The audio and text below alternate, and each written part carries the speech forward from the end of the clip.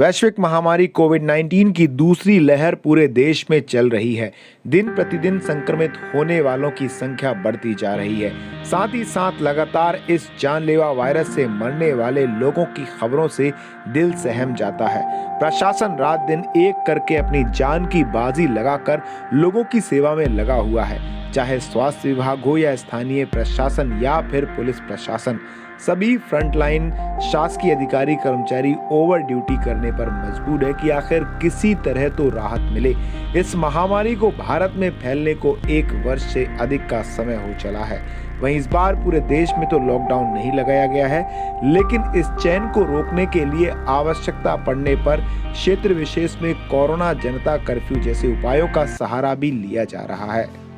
पूरे देश भर में पिछले वर्ष से अभी तक ऐसे दृश्य देखने को मिले हैं जिनके बारे में हमने कभी कल्पना नहीं की थी। ऐसे ही दिल को झकझोर देने वाले लॉकडाउन के दौरान महामारी के प्रकोप के बीच बेबसों की घर वापसी का दर्दनाक दृश्य बड़े शहरों से लेकर क्षेत्र की सड़कों पर देखने को मिला था, जिसे देखकर देश के गरीब तबके की बेबसी और लाचारी का हर उस व्यक्ति को एहसास हो गया था जो अब तक इस वर्ग से अनजान था, जिसने कभी भी गरीबी नहीं देखी थी। पिछले वर्ष जब 21वीं सदी के सबसे खतरनाक और नए प्रकार के वायरस की रोकथाम से पूरे विश्व के वैज्ञानिक अनजान थे, पूरे विश्व के बड़े बड़े डॉक्टर्स इसकी क्षमता से अनजान थे, तब इस वायरस की चेन को तोड़ने के लिए भारत सहित पूरे विश्व में एक उपाय किया गया था। पूरे देश को लॉकडाउन कर दिया गया। एक शहर से दूसरे शहर तक जाने वाले सभी आवागमन के साधनों पर पूरी तरह पाबंदी लगा दी गई। जो जहां पर था उसी गांव शहर में उसे रुकने के लिए मजबूर किया गया। ऐसे समय में सबसे अधिक परेशानी उठानी पड़ी उन प्रवासी मजदूरों को जिन्हें अपना पेट पालने के लिए काम की तलाश में अपना गांव, अपनी जन्मभूमि छोड़कर देश के बड़े बड़े शहरों में जाना पड़ा था। पिछले वर्ष इन्हीं दिनों जब लॉकडाउन के चलते कारोबारी, औद्योगिक व अन्य गतिविधियां ठप होने से देश के विभिन्न इलाकों में प्रवासी मजदूरों के समक्ष रोजी रोजगार का भीषण संकट खड़ा हो गया था और ये बेचारे सैकड़ों किलोमीटर दूर पैदल ही अपने घरों की ओर जाने को विवश हो गए। हालांकि सबका और खुद का उनका भी हित देखते हुए उन्हें इससे भी रोका गया और शासन व स्वयंसेवी संस्थाओं ने इनके खाने रहने का इंतजाम भी किया, लेकिन वे नाकाफी नजर आए। बनखेड़ी क्षेत्र के भी कुछ समाजसेवी लोग अपने घरों से निकले और अपनी जान की बाजी लगाकर भूखे प्यासे गरीब मजदूरों को उन्होंने भोजन कराया। एक आकलन के अनुसार गुजरात और महाराष्ट्र जैसे उद्योग प्रधान प्रदेशों में उत्तर प्रदेश, बिहार, झारखंड, मध्य प्रदेश व छत्तीसगढ़ जैसे राज्यों से करीब 3 से 4 करोड़ लोग रोजगार की तलाश में जाते हैं। औद्योगिक रूप से विकसित प्रदेशों को इन्हीं कामगारों ने अपने पसीने से सींचकर उच्च स्तर पर ला दिया। पर समग्र रूप से देखा जाए तो इस महामारी का सबसे ज्यादा दुष्प्रभाव इसी वर्ग पर आया था। विभिन्न उद्योगों को आसमान की ऊंचाइयों तक ले जाने वाले, निरंतर लाभ का जरिया बनाने वालों को ही उन्हीं की कर्मस्थली में सुरक्षित नहीं रखा जा सका था। कामगार वर्ग को इस भीषण आपदा के वक्त उन नियोक्ताओं ने लावारिस ही छोड़ दिया। कई कामगारों ने बताया कि मालिक लोग फैक्ट्री से ही गायब हो गए। पिछले वर्ष लॉकडाउन के दौरान बैसाख की तपती दोपहरी में जब कुछ मजदूर बनखेड़ी से गुजरकर जा रहे थे तो हमने उनसे पूछा और जब उन्होंने हमें अपनी दास्तां बताई तो हमारा दिल भी पसीज गया। प्रवासी मजदूरों से जब हमने उनके बारे में पूछा था तो उन्होंने हमें जानकारी देते हुए बताया कि पिछले 8 दिनों से वो लगातार इसी तरह से चल रहे थे।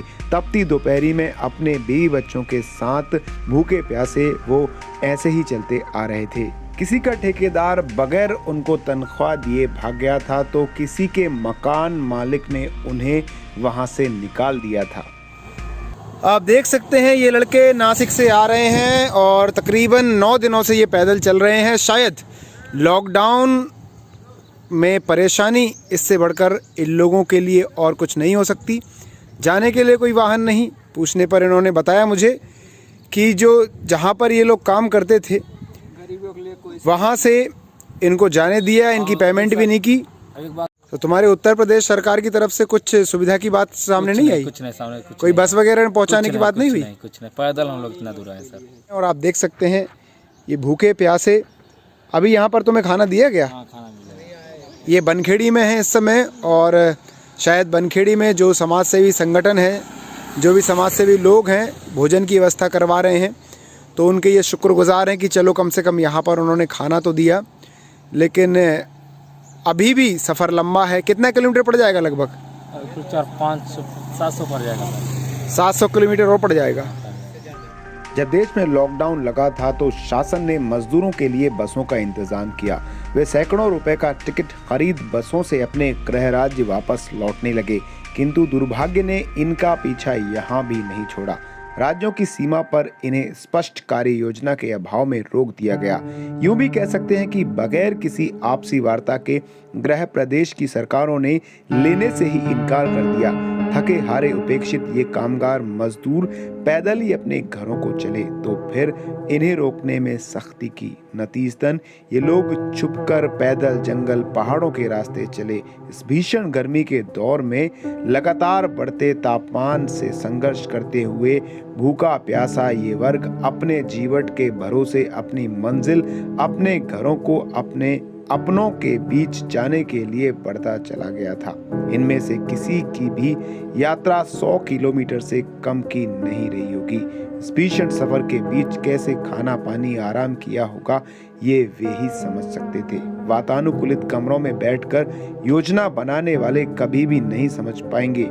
हालांकि ये भी है कि प्रशासन के साथ साथ रास्ते में पड़ने वाले ग्राम, कस्बों, नगरों में लोगों ने, समाज सेवी संस्थाओं ने मुक्त हस्त से इनके खाने पीने की व्यवस्था की थी, किंतु वो नाकाफी रही थी, क्योंकि लॉकडाउन और अज्ञात खतरनाक महामारी से ग्रस्त होने का खौफ कहीं ना कहीं सेवा करने वालों में भी साफ देखा गया। देश में लॉकडाउन खुलने के बाद जब धीरे धीरे जिंदगी सामान्य होनी शुरू हुई तो फिर से कुछ मजदूर वापस से उन्हीं बड़े शहरों में काम की तलाश में पहुंच गए। उन्होंने मुंबई जैसे महानगरों में काम करना शुरू ही किया था कि दोबारा उनके जीवन में कोरोना की ये दूसरी जानलेवा लहर फिर आई और इन बेचारे गरीब मजदूरों को अपनी जान जोखिम में डालकर लॉकडाउन लगने की आशंका से अपने गांव वापस लौटना पड़ रहा है। इस विकट परिस्थिति में हम पूरे देशवासियों से अपील करते हैं कि ये समय एक वफादार और धैर्यवान योद्धा बनने का है। सबसे पहले हम सभी को अपने घरों में रहकर मास्क लगाकर और उचित दूरी का पालन कर इस कोरोना की चैन को तोड़कर एक वफादार योद्धा की भूमिका निभानी है, तो वहीं आर्थिक मंदी का सामना धैर्यवान होकर करना है। एनवीटीवी के लिए संजय वैष्णव की खास रिपोर्ट।